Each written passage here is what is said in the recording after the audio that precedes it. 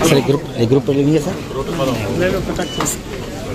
Sir ಒಂದು group ನಂಬ್ಕೊಂಡು BJP ರಾಷ್ಟ್ರೀಯ ಅಧ್ಯಕ್ಷರಾದ ನಿತಿನ್ ನಬೀನ್ ಅವರ ಈ 3 ದಿನಗಳ ಕರ್ನಾಟಕ ಭೇಟಿ ರಾಜಕೀಯ ವಲಯದಲ್ಲಿ ತೀವ್ರ ಕುತೂಹಲ ಕೆರಳಿಸಿರುವುದು ನಿಜ.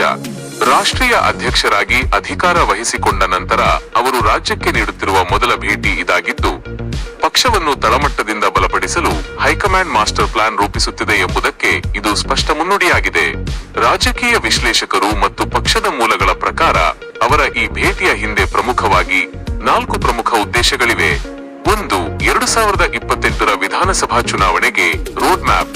ಕರ್ನಾಟಕವನ್ನು ದಕ್ಷಿಣ ಭಾರತದ ಹೆಬ್ಬಾಗಿಲು ಎಂದು ಪರಿಗಣಿಸುವ ಬಿಜೆಪಿ ಮುಂದಿನ 2028ರ ವಿಧಾನಸಭಾ ಚುನಾವಣೆಯನ್ನು ಅತ್ಯಂತ ಗಂಭೀರವಾಗಿ ಪರಿಗಣಿಸಿದೆ.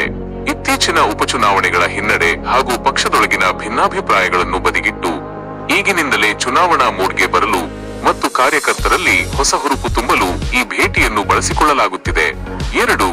ಶಾಸಕರು, ಸಂಸದರು ಮತ್ತು ಕೋರ್ ಕಮಿಟಿ ಸಭೆ.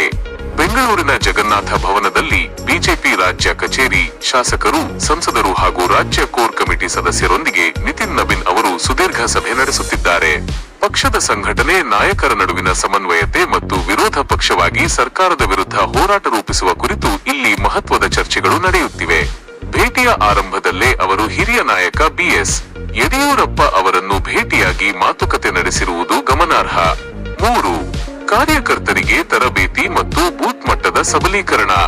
ಬೆಂಗಳೂರಿನ ಹೊರವಲಯದ ಯಲಹಂಕದ ರಾಮದ ರಿಸಾರ್ಟ್ನಲ್ಲಿ ನಡೆಯುತ್ತಿರುವ ಬೆಂಗಳೂರು ಉತ್ತರ ಜಿಲ್ಲಾ ತರಬೇತಿ ಶಿಬಿರದ ಸಮಾರೋಪ ಸಮಾರಂಭದಲ್ಲಿ ಅವರು ಭಾಗವಹಿಸುತ್ತಿದ್ದಾರೆ. ಕೇವಲ ಭಾಷಣ ಮಾಡುವುದಷ್ಟೇ ಅಲ್ಲದೆ ಬೂತ್ ಮಟ್ಟದಲ್ಲಿ ಪಕ್ಷವನ್ನು ಹೇಗೆ ಬಲಪಡಿಸಬೇಕು ಮತ್ತು ಕೇಂದ್ರ ಸರ್ಕಾರದ ಸಾಧನೆಗಳನ್ನು ಮನೆ ಮನೆಗೆ ಹೇಗೆ ತಲುಪಿಸಬೇಕು ಎಂಬ ಬಗ್ಗೆ ಕಾರ್ಯಕರ್ತರಿಗೆ ಅವರು ಮಾರ್ಗದರ್ಶನ ನೀಡಲಿದ್ದಾರೆ.